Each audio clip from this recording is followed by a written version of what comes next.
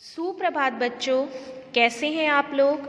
आशा करती हूँ कि ईश्वर की दया से आप सभी बच्चे घर पर स्वस्थ तथा सुरक्षित होंगे और साथ ही अपनी पढ़ाई भी कर रहे होंगे। बच्चों, आज हम लोग हिंदी व्याकरण का पाठ 21 काल का अध्ययन करेंगे। यह पाठ कक्षा 7 के छात्रों के लिए है। तो आइए बच्चों, हम अपने इस पाठ को शुरू करते हैं। पाठ 21 काल। आपके सामने बच्चों मैं कुछ वाक्यों को पढ़ूंगी, आप सभी बच्चे इसे ध्यान से सुनेंगे। सुबह तेज बारिश हो रही थी।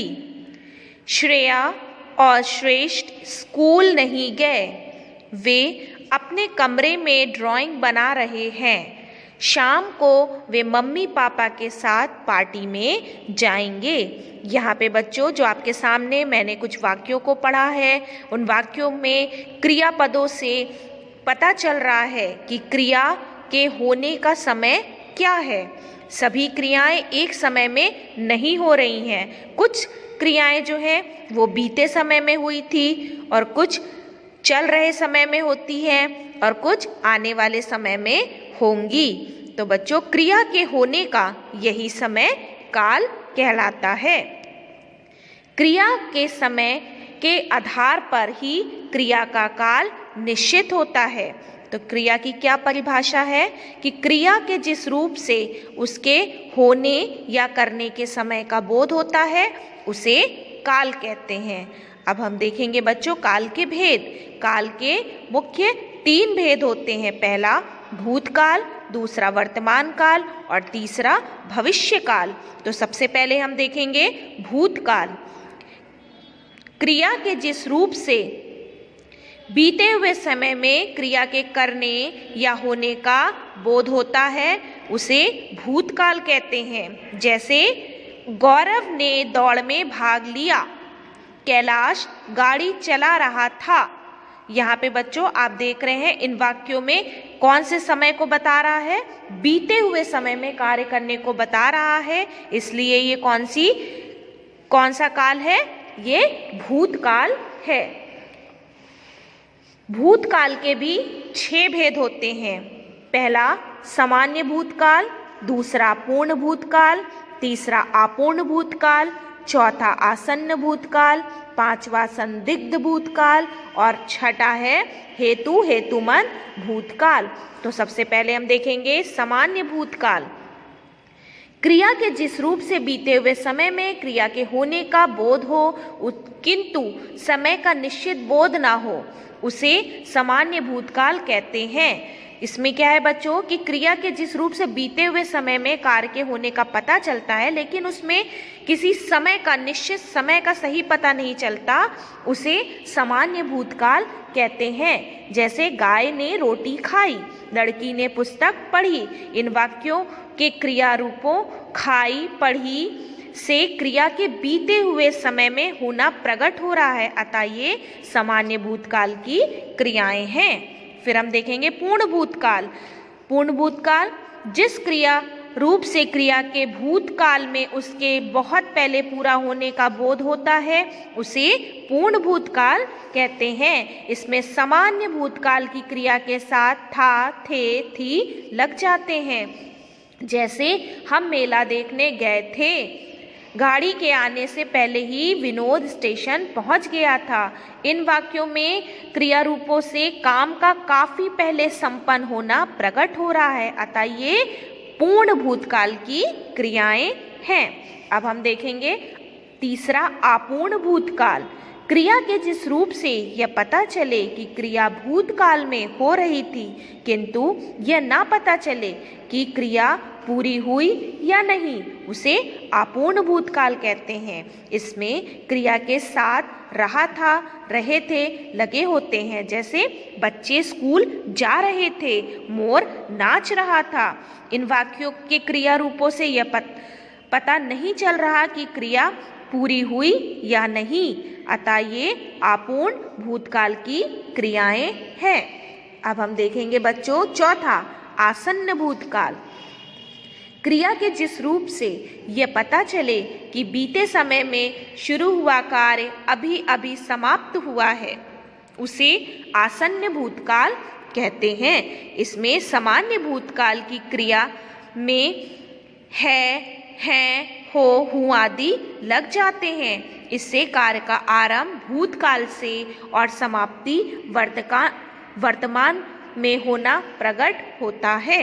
जैसे मैंने गृह कार्य कर लिया है, माँ मैंने खाना खा लिया है। इन वाक्यों की क्रियाओं से क्या पता लग रहा है कि क्रिया अभी अभी पूरी हुई है। अब हम देखेंगे बच्चों पांचवा, संदिग्ध भूतकाल। भूतकाल के जिस क्रिया रूप से कार्य के पूर्ण होने में संदेह प्रकट हो, उसे संदिग्ध भूतकाल कहते हैं। इन क्रियाओं के अंत में गया होगा, गए होंगे, चुका होगा, चुके होंगे आदि जुड़े होते हैं। जैसे मैच समाप्त हो गया होगा। दूसरा उदाहरण है हवाई जहाज उड़ चुका होगा। इन वाक्यों की क्रियाओं में क्या है, काम के होने में संदेह प्रकट हो रहा है, अतः ये संदिग्ध भूतकाल की क्रियाएं हैं। अब हम देखेंगे बच्चों छठा, जो कि आखिरी है, हेतु हेतुमन भूतकाल। क्रिया का वह रूप जिसमें भूतकाल में होने वाली क्रिया का होना किसी दूसरी क्रिया पर निर्भर हो, उसे हेतु हेतुमन आदि जुड़ा भूतकाल कहते हैं। इसमें एक क्रिया दूसरी क्रिया का कारण होती है। इन क्रियाओं के अंत में जाता, जाते, हो जाता, हो जाते, होती, होते आदि जुड़ा होता है। इस काल के वाक्यों में दो क्रियाएं होती हैं, पहली क्रिया और दूसरी क्रिया निर्भर रहती है। जैसे यदि वह परिश्रम करता तो अवश्य पास हो जाता, यदि तुम समय पर उसे न बचाते तो वह कुचला जाता। इन वाक्यों की क्रियाएं एक दूसरे पर निर्भर हैं, अतः ये हेतु हेतुमन भूतकाल की क्रियाएं हैं। अब हम देखेंगे बच्चों, पहला हमने देखा था काल का पहला भेद जो था भूतकाल। अब हम देखेंगे वर्तमान काल। वर्तमान काल क्या है? क्रिया के जिस रूप से वर्तमान समय में कार्य के होने का बोध होता है, उसे वर्तमान काल कहते हैं। जैसे आकाश टी शर्ट पहनता है, राधिका नृत्य सीख रही है। ये क्या है बच्चों? ये काम किस में हो रहा है? वर्तमान काल में, चल रहे समय में हो रहा है। अब हम देखेंगे वर्तमान काल के 3 भेद माने जाते हैं। पहला सामान्य वर्तमान काल, दूसरा अपूर्ण वर्तमान काल और तीसरा है संदिग्ध वर्तमान काल। तो अब हम सबसे पहले देखेंगे सामान्य वर्तमान काल। क्रिया के जिस रूप से वर्तमान में साधारण रूप से क्रिया के होने का बोध हो, उसे सामान्य वर्तमान काल कहते हैं। जैसे सिया सितार बजाती है, दिनेश मैदान में खेलता है। इन वाक्यों की क्रियाएं सामान्य वर्तमान काल की क्रियाएं हैं। अब हम देखेंगे दूसरा अपूर्ण वर्तमान काल।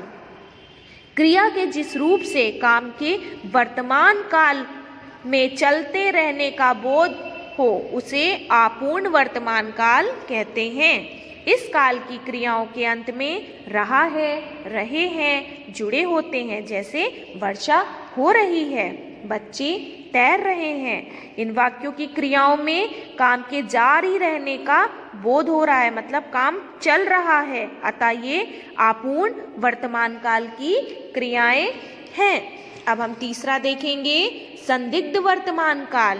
क्रिया के जिस रूप से वर्तमान काल में क्रिया के होने में संदेह प्रकट हो, अर्थात क्रिया के होने के विषय में निश्चितता का अभाव हो, उसे संदिग्ध वर्तमान काल कहते हैं। इन काल की क्रियाओं के अंत में रही होगी, रहा होगा, रहे होंगे आदि जुड़े होते हैं। जैसे फूलों पर तितलियां मंडरा रही होंगी, सुनीता पढ़ रही होगी। इन वाक्यों में कार्य के होने की संभावना वर्तमान काल में ही है, अतः ये संदिग्ध वर्तमान काल की क्रियाएं हैं। अब हम देखेंगे भविष्यत काल। भविष्यत काल क्रिया के जिस रूप से आने वाले समय में क्रिया के होने का बोध होता है उसे भविष्यत काल की क्रिया कहते हैं। जैसे पापा कल लखनऊ जाएंगे। दूसरा उदाहरण है कल कठपुतली का खेल दिखाया जाएगा। अब हम देखेंगे बच्चों भविष्य काल के भी 3 भेद होते हैं। पहला सामान्य भविष्यत काल, संभाव्य भविष्यत काल और तीसरा है हेतुमन भविष्यत काल। तो हम सबसे पहले देखेंगे सामान्य भविष्यत काल। क्रिया के जिस रूप से आने वाले समय में क्रिया के करने या होने का बोध हो उसे सामान्य भविष्यत काल कहते हैं। इन काल की क्रियाओं के अंत में होगा, होगी, होंगे, जाएगा, जाएगी आदि शब्द जुड़े होते हैं। जैसे कल स्कूल में लोक नृत्यों का कार्यक्रम होगा। अतः वाक्यों की क्रियाएं भविष्य में सामान्य रूप से काम के होने की सूचना दे रही हैं, बता रही हैं। अतः ये सामान्य भविष्यत काल की क्रियाएं हैं। अब हम देखेंगे संभाव्य भविष्यत काल। क्रिया के जिस रूप से आने वाले समय में कार्य के पूर्ण होने का मतलब पूरा होने की संभावना हो उसे संभाव्य भविष्यत काल कहते हैं। इस काल की क्रियाओं के अंत में सामान्यता हो, जाए आदि जुड़े होते हैं। जैसे शायद कल वर्षा हो। इन वाक्यों की क्रियाओं में काम के होने की संभावना व्यक्त हो रही है, पता चल रही है। अतः ये संभाव्य भविष्यत काल की क्रियाएं हैं। अब हम तीसरा देखेंगे हेतुमन भविष्यत काल। क्रिया के जिस रूप से यह पता चले कि आने वाले समय में क्रिया किसी अन्य क्रिया के होने पर ही होगी उसे हेतुमन भविष्यत काल कहते हैं। इस काल के वाक्यों में 2 क्रियाएं होती हैं। पहली क्रिया के होने पर दूसरी क्रिया निर्भर होती है। जैसे व्यायाम करोगे तो स्वस्थ रहोगे। इन वाक्यों में भविष्य में होने वाली एक क्रिया दूसरी क्रिया पर निर्भर है। अतः ये हेतुमन भविष्यत काल की क्रियाएं हैं। तो बच्चों एक बार फिर से मैं आपको इस पाठ के कुछ प्रमुख बिंदुओं को बताती हूँ, प्रमुख बातों को। व्याकरण में काल का अर्थ होता है क्रिया के होने या करने का समय। काल के 3 भेद होते हैं, भूतकाल, वर्तमान काल और भविष्यत काल। भूतकाल के 6 भेद होते हैं, सामान्य, अपूर्ण, पूर्ण, आसन्न, संदिग्ध और हेतुमन भूतकाल। वर्तमान काल के भी 3 भेद होते हैं। पहला सामान्य, अपूर्ण और संदिग्ध वर्तमान काल। फिर हम देखेंगे भविष्यत काल के 3 भेद होते हैं, सामान्य, संभाव्य और हेतुमन भविष्यत काल। तो बच्चों आशा करती हूँ कि मैंने आपको आज का ये पाठ 21 काल पढ़कर समझाया। आप सभी बच्चों को समझ में आ गया होगा। अब इसी पाठ से संबंधित सभी कार्य आपके विद्यालय की वेबसाइट पर उपलब्ध है। धन्यवाद।